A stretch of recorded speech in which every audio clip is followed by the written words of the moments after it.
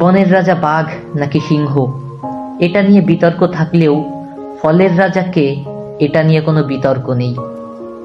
তাই আপনাদের আর ভেঙে বলতে হবে না যে ফলের রাজা কে। আমরা সবাই জানি ফলের রাজা আম। আম সারা পৃথিবীব্যাপী জনপ্রিয় একটি ফল। আজ আমরা জানব আম খেলে কেন ঘুম ঘুম আসে।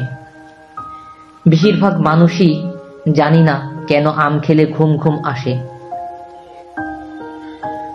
তাহলে চলুন জেনে নেওয়া যাক এই ঘুমের মূল কারণ কি।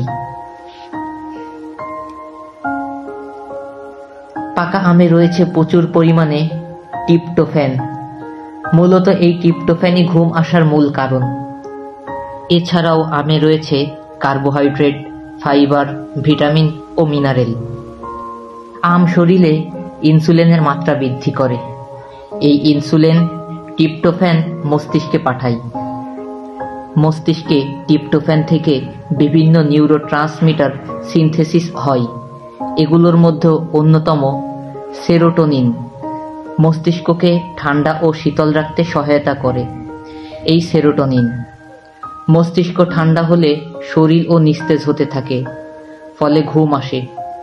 সুতরাং আম খাওয়ার পর ঘুম আসার মুখ্য কারণ এটি।